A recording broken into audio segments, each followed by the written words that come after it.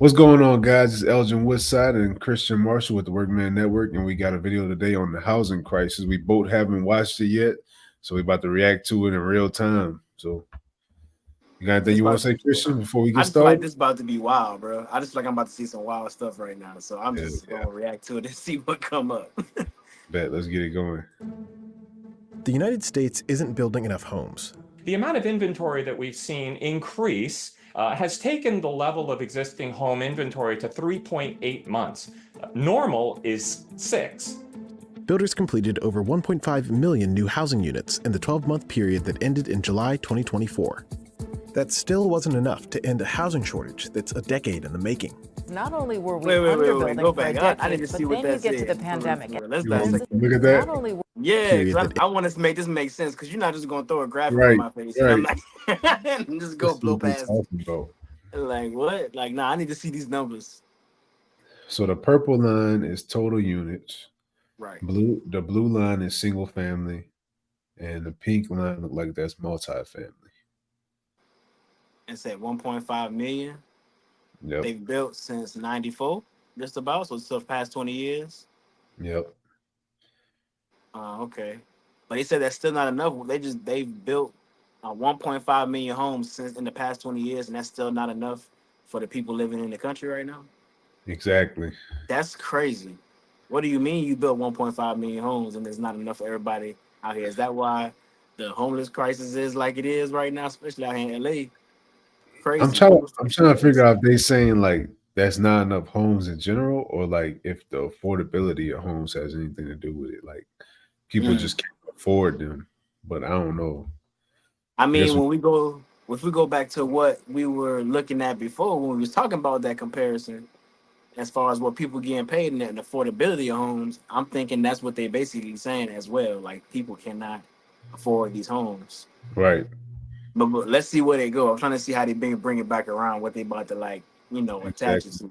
You know what I'm But saying? but notice in 2006 that was the most homes we ever built ever.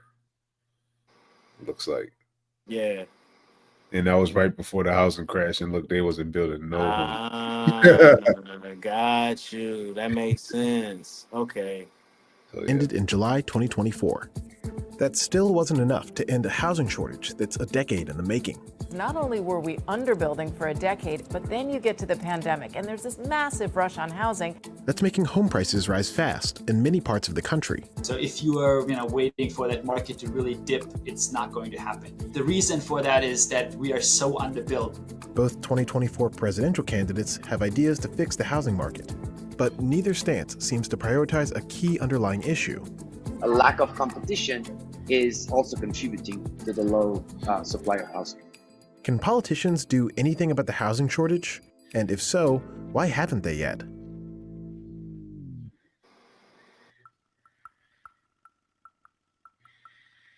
For years, builders in the United States have made fewer homes than the U.S. needs.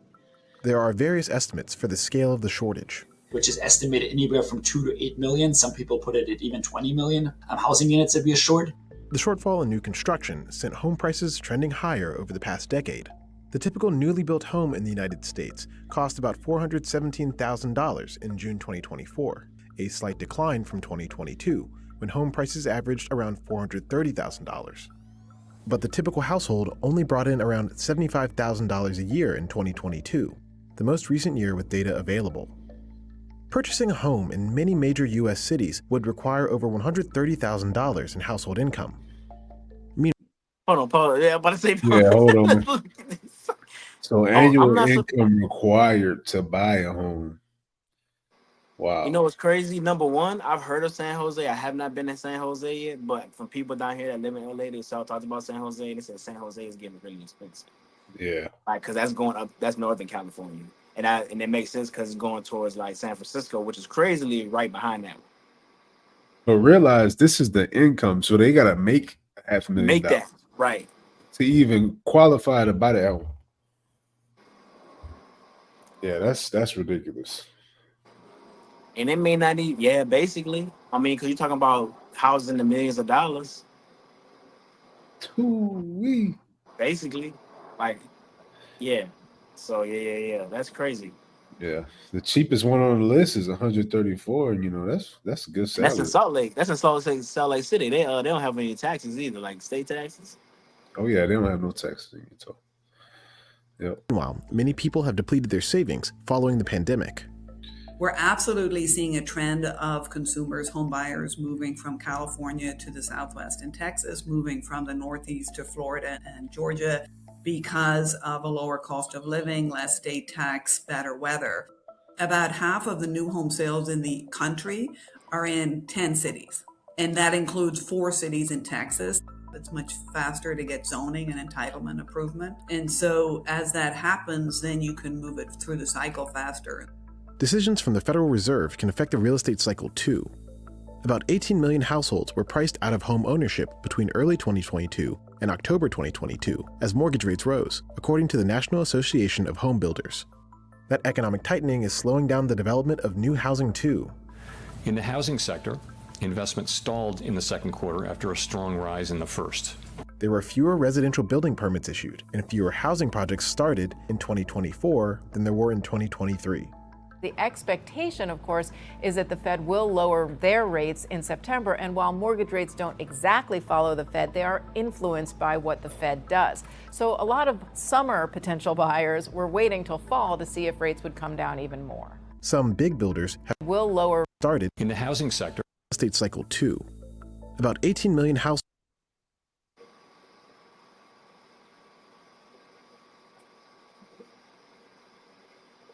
Oh, you on mute, bro. My bad, I'm still on mute.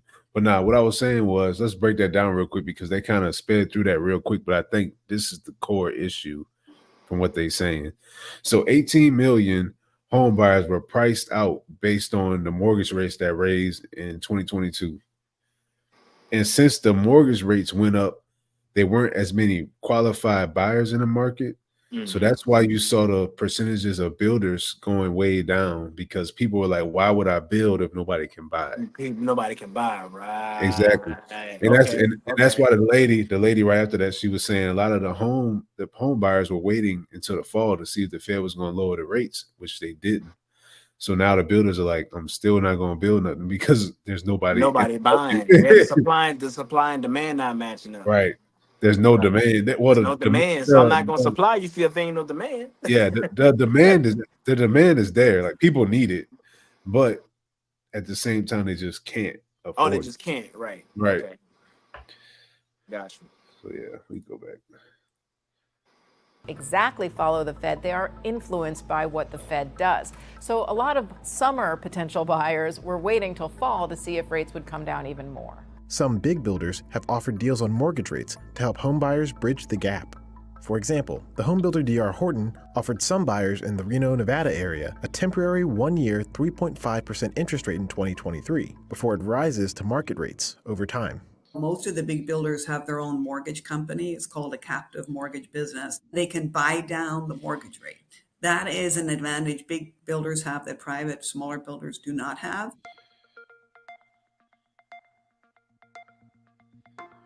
There were over 400,000 businesses building homes in the United States in 2023.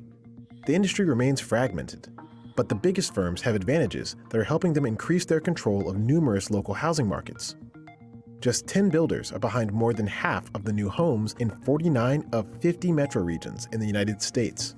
You're seeing cities like Tampa as an example, where today the top 10 builders have more than 80% market share. That just makes it very hard for any new builder to get a foothold. If you look at relevant markets, well-defined for housing, then you see that in many places it took the... So I'm thinking about this, right? Just kind of like processing what she said. So basically she said that, was that 2023, right? They said they talking about 2023. So basically it said that there were basically bigger corporations, bigger buyers to buy up more of the houses. So when you think about it, let's break that down real quick, because they brought up so many. What she was saying was there was only 10 builders, like 10 building companies. Like, say, like Horton or Berkshire Hathaway, or like a big old firm or something like that. There was like 10 builders like that in one area that owned 80% of the market share of the built houses. So Gotcha. she was saying like only 10 main people are supplying the bulk share of the housing. And that's crazy because that makes it hard. Like, so you know you're in real estate and you've done some real estate deals and stuff like that. So as one of those smaller uh, entities, right? Trying to sit there and also get some of the wealth out there that's investing in homes and flipping homes and acquiring some houses and property. That makes it hard for. So really, it looks like that 18 million that's being priced out are even the small individual investors Right. or the group investors, right? Yeah. Like people like myself, working a day to day, middle class, trying to take our money that we're working for and put it back into an investment like real estate. It makes it harder for us too because we Exactly. don't have the capital, right, to get to own all those type of properties. Or And then invest in even properties and even construction. the mortgage company that she was talking about, like a lot of these builders, they have built-in mortgage companies to where they can give the buyers more options as far as how they can purchase the home. Right. Like I know down here they even have like a program to where they're like supplying down payments for people. Mm. You know, like just giving them full down payments, no money down, and they just got to finance the rest. You Mm. know, just to get them in the house, and they Just to just get in the house. charge it on the back of the On the back house. end. Yeah, on the But back end. they Yeah. can do that because they building like 50 houses at a time, so they making way more profit. They doing higher volume versus us doing like one or two properties at a time. Right. It's harder for us to do that because that's going to cut into basically like most of the profit.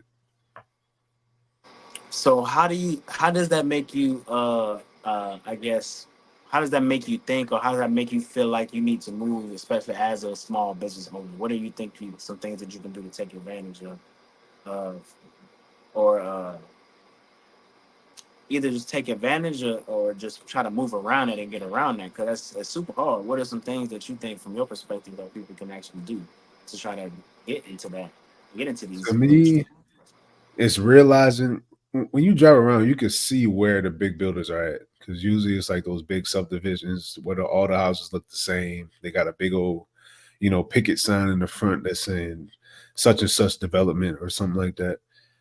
I try to either go somewhere nearby that area, but like not directly like in their zone, somewhere where they're not actively looking at. Because if they already building houses right there, if you go like the next block, they're not going to build another subdivision right next to it.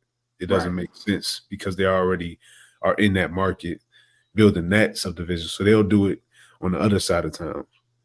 So if you go somewhere in that area, because once people start getting in those homes, the prices are going to go up. They're going to appreciate. So you can it's basically like being a barnacle in a well. That's what they call it, like in the industry.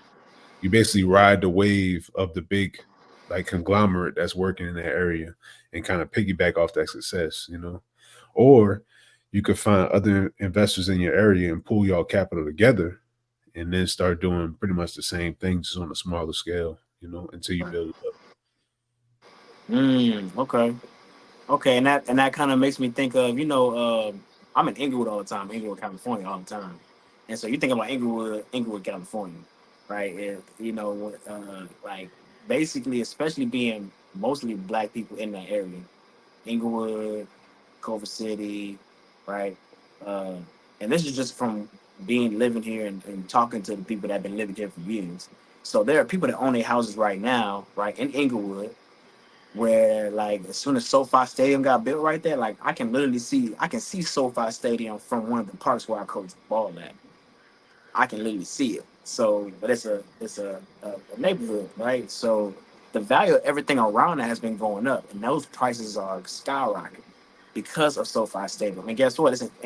Guess what? They also just finished building in the Clipper Stadium. So the Clipper Stadium is down the street from SoFi. So all those houses, all that stuff the value of those houses and that real estate is gonna go up. So Exactly. now I'm thinking, okay, if I even want to even consider buying, I might have to look outside of that inner city because eventually it's going to spread because that is going to get taken up at some point, and Exactly. it's going to start they're going to start spreading that price around, right? As they Yep. try to find other markets to get into or other zones to get into. So that makes sense. Yeah. So like, yeah, a good strategy for that would be, like you said, try to go somewhere like right outside that zone where they're building at, because the places like very close to the stadium right now are already probably appreciated. Right. So once you buy them right now, you buying at a premium. But if you go like right outside, once the housing in that area directly next to the stadium goes up, the housing around it is going to start going up as well. So you can start scouting around there, looking at foreclosures or people who trying to sell quick. Try to grab something. Right. Yep. Market share. That just makes it very hard for any new builder to get a foothold. If you look at relevant markets, well defined for housing, then you see that in many places, it took the two firms that were merging from having 30% each to having 70 or 80 or 90% of the housing market. What's really critical here is the definition of a housing market. No matter how many developers you have building in San Francisco, if you live in the suburbs of DC in Virginia, those developers in San Francisco do not constitute a competitive threat to your market. The largest 100 home builders in the United States were behind about half of new single-family home sales in 2023, according to researchers at Johns Hopkins. The top 10 builders combined had 10% market share. Today, only 3 decades later, the top 10 have 50% market share. And Horton, the biggest, has 15% market share. So the concentration has been accelerating. My team estimates that about 2/3, 70% of the unit growth that the big builders are delivering is from acquisitions. The two biggest home builders in the United States are D.R. Horton and Lennar. Both have outperformed the S&P 500 between August 2014 and August 2024. Their business is really going gangbusters, and if you look at the stocks, they're way up because they were able to grab such market share. A lot of the small to mid-sized builders, they're... First off, she said gangbusters, number one. She said they going gangbusters. Number two, that's crazy. They are outperforming the S&P, which is historically like averaging what, 12%, 15%? So anywhere from 10 to 12%, something like that. Yeah, anywhere from 10 to 12%, 10 to 12%, but still outperforming that. Look how much they're outperforming them by though. Right. And in those years. Large margin. That's a lot of margin. That's because of their business model. Their business model is unpenetrable. Like, you can't beat that business model. Right. They literally have advanced data analytics to where they can go into your zip code and find out exactly what your housing supply is, what's the demand, what's the median income of the people that live there, what kind of jobs are available. That way they know where they're building at, if their houses are going to sell or not. Right. And they already have investors that's pouring into their stock that they can use that capital and have it at their disposal to buy all the land they need. And then they can get, labor. They already got the designs made. They basically just taking a cookie cutter design that they use in the other states and just adjusting it to the code of the new, place where they're building it. Right. So it's really a simple business when you really get down to it. The simpler is usually the better. I mean, right. You can duplicate that faster. Yeah. It's all about duplication. Let's it's just about the access. That's the only thing. Just getting the access. Borrowing costs were so high that a lot of them either went out of business or agreed to be purchased by the larger builders. At the end of its 2023 fiscal year, D.R. Horton closed about 83,000 homes at an average price of about $382,000. D.R. Horton did not respond to CNBC's request for a comment. Lennar ended its 2023 fiscal year. What? That boy said, we not speaking on this. That boy said, no comment. We not speaking on that. Nah, we ain't giving no sauce away. No, sir.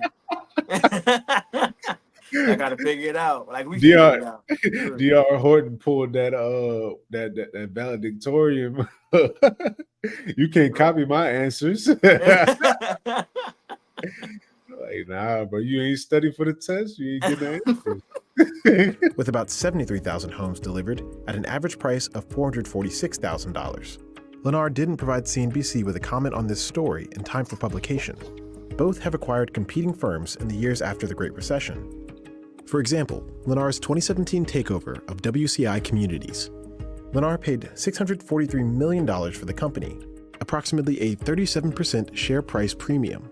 The transaction combined two of the largest home builders in Florida. This whole structural change in competition came from a very difficult situation that started in the Great Recession. If you have a great crisis, who are the players that can withstand the crisis and actually survive? Are those that are bigger, that have more access to capital? But not only that, a lot of them were receiving a massive liquidity boost from stimulus packages in the early 2010s. The 13 largest home builders received around $2.4 billion. They could use these resources in any way they wanted. Don't let that go over your head. What he basically just said is during the 2008 recession, the government bailed out a lot of the big businesses. And they basically gave the big, I guess, home builders and, banks $2.4 billion to use at their disposal to keep their businesses afloat, basically. That's in short what he said. Right. Very, very similar to the 2020 stimulus package, but instead of it going to regular people, it just went to these specific banks to keep the economy going. Gotcha.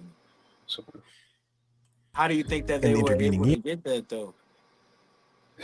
You had to qualify. So basically whatever legislation that Barack Obama, I guess at the time, had put in, he said, hey, if you're a business that falls under this criteria qualification, you qualify for this, loan, or it might not even be a loan. It might just be a grant. It sounded like it was a grant though.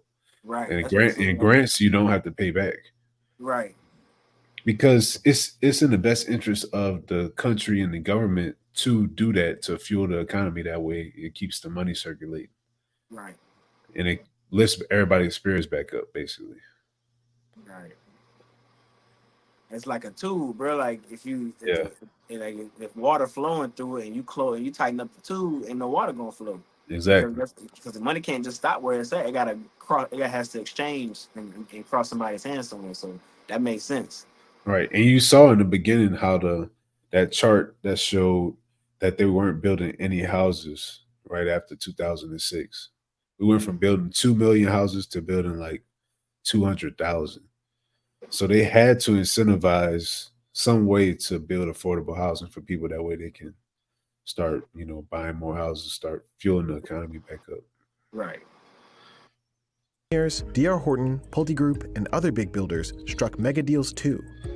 Experts believe that the industry became less productive as its lead companies consolidated. The average builder, when I started in the early 90s, would tell the consumer that they would deliver the house in 40 or 50 days.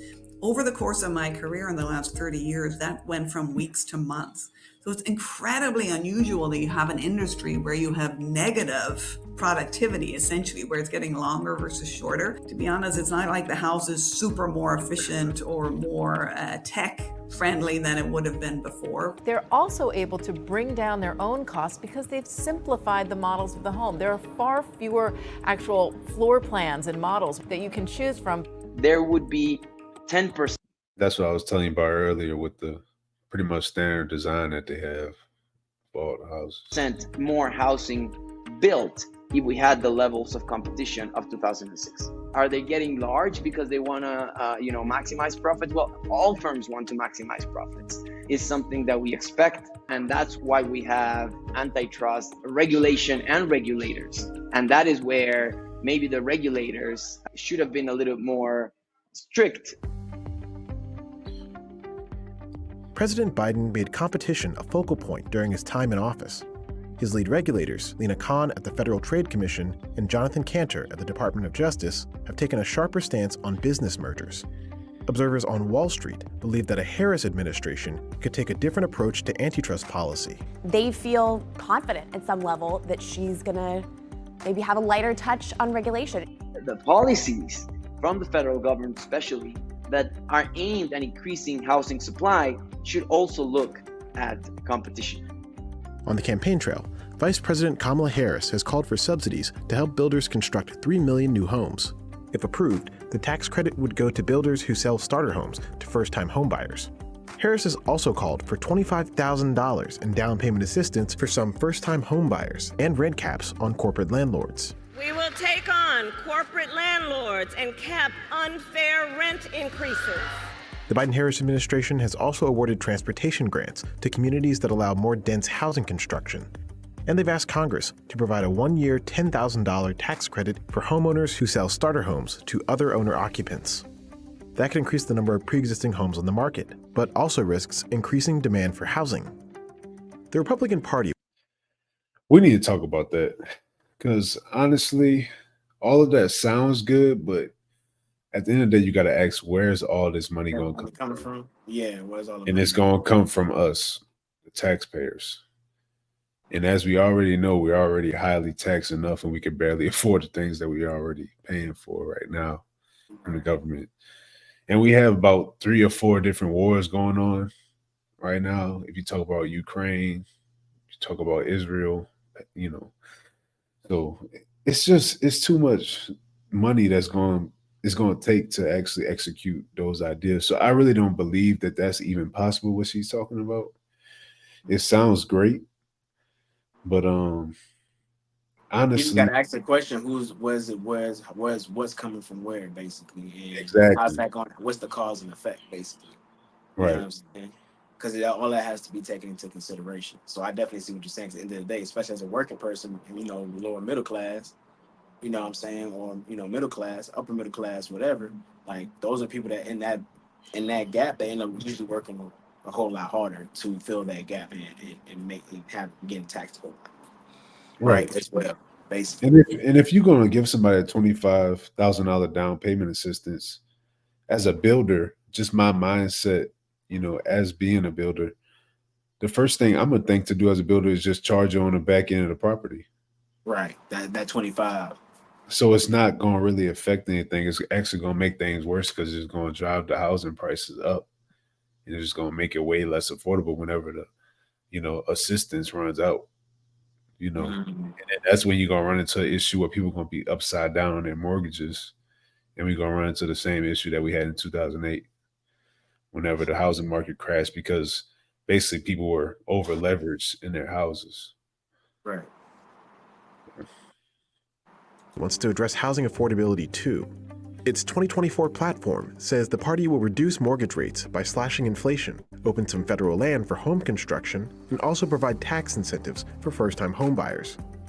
In his campaign, former President Trump has criticized both Biden and Harris for the inflation that occurred during their administration. Republicans have a plan to bring down prices and bring them down very, very rapidly. His Agenda 47 platform claims that a Democratic administration would abolish zoning for single-family homes, allowing the building of apartments in suburbs and destroying property values in the process. The alternative to all of this is, well, if you don't allow this to happen, the neighborhoods are going to change regardless. And the neighborhoods are going to be changing because now a developer comes in, purchased an old single-family detached home, and they put in place a McMansion that really changes the character of the neighborhood as well. No matter who controls the White House, the president will need to rely on the other wings of government to address the housing shortage. There's no reason to think that housing supply is going to change that much. Ultimately, it's a function of the number of permits that are made available to the builders. The demand is going to keep increasing. It's going to take time to really resolve that shortage that we have built up for decades. If the laws are complex and the land is not made available, they don't come out and build.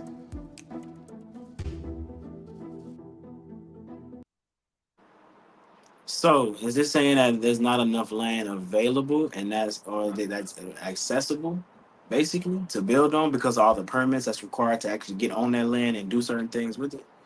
Yeah. So basically what they're saying, yeah, you're right.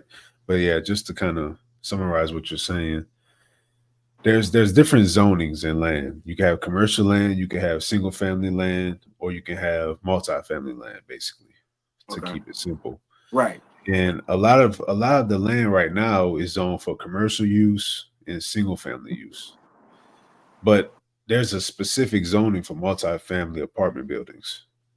And what they're saying is we don't have enough room in our zoning to supply enough multifamily housing to give people, a nice place to live at an affordable price. So what Donald Trump was basically proposing was taking some of those zones and reconstructing them into multifamily land and I guess more segregated single family land instead of just it being just large plots of single family land where people can just build mansions and then it just kind of messes up the whole characteristic of the neighborhood. Yeah, because because the type of property that you do put up there, especially with what you build, is definitely going to affect the value of other homes around it. Okay, Right. Okay, that makes sense. And then also people who live in those areas do not want apartment buildings to be built around them because it devalues their property. Right. So that's one of the conflicts that they're gonna run into as they try to do that. It's trying to get the buy-in from the people that's around that area and not, fighting against their proposals, basically. Right. Because it's my house, and I want my house like my neighborhood, the way I like my neighborhood. My neighborhood being good the past 20, 25, 30, 40 years. Actually, And that happened to Steph Curry. I think Steph Curry, he had a house that was like in a suburb and they rezoned an area like right behind his house and turned it into a multi-family like apartment building kind of zone. And they started building an apartment complex right there, and he was very upset. oh wow. Yeah. I would have been upset too, because think about the house. I done spent most of my kids here. If I go back behind this, gonna be a whole bunch of people coming around that I don't even know because it's an apartment complex.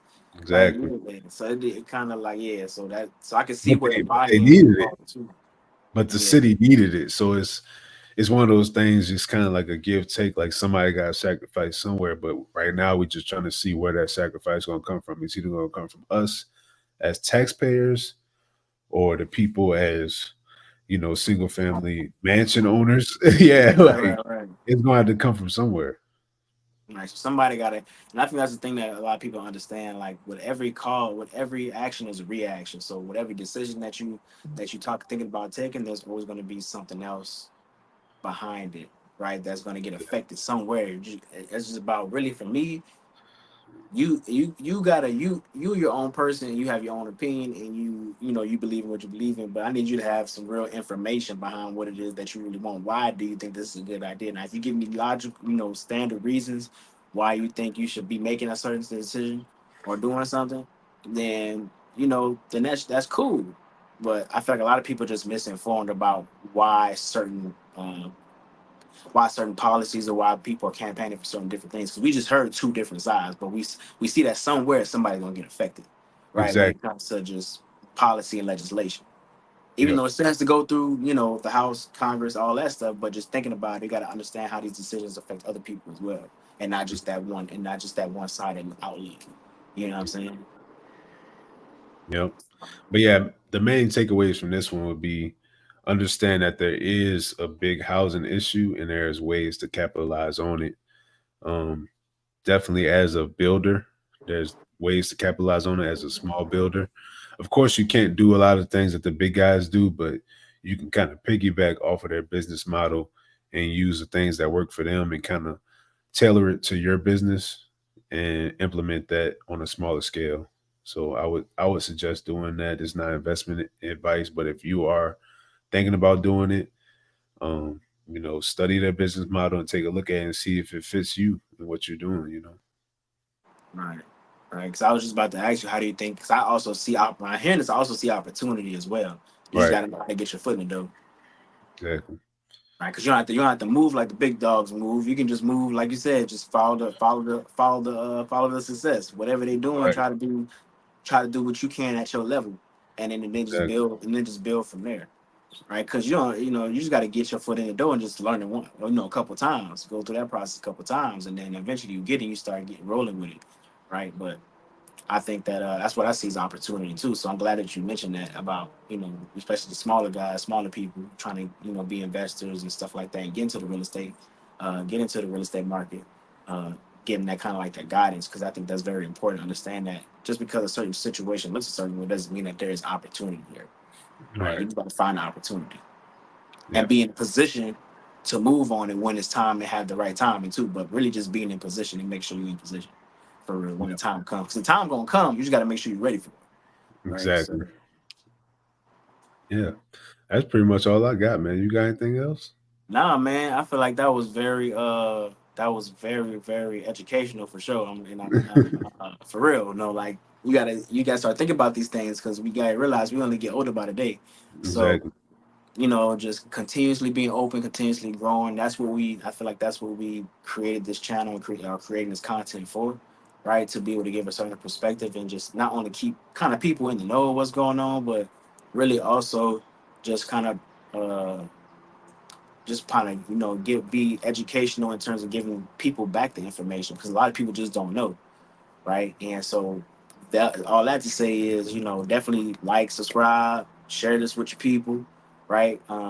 Share this with everybody that you can because we're just here to give back information and just comment and think. From what you saw, what we talked about, just comment what you think in the comments below. Right, Mhm. what's your perspective? What are some things that you think about, especially in this economy, and because it's affecting everybody? So we love to hear people's comments and just try to get that feedback and also just let us know how we doing. Is this something y'all want to? Is this something that y'all like? Is this something that we cool? Because we are purely reacting to these. This is our first time even seeing this. We So not watched this before or nothing. We right, just saw an interesting title and pulled it up. right. But just like, subscribe, and just share it with anybody that you can, and hopefully we add some value by even doing this type of stuff because it's something that we passionate about. And I know that I can say that for myself, and I know I can speak for Elgin too on that in terms of just being giving that information back and just trying to expose people to that. Because we got to pay attention to what's going on out here. So, but it's all appreciated. Like I said, like, subscribe, and I think we gone, man. That's all I got to say. I'm good. All right, y'all have a good night. Peace. All right.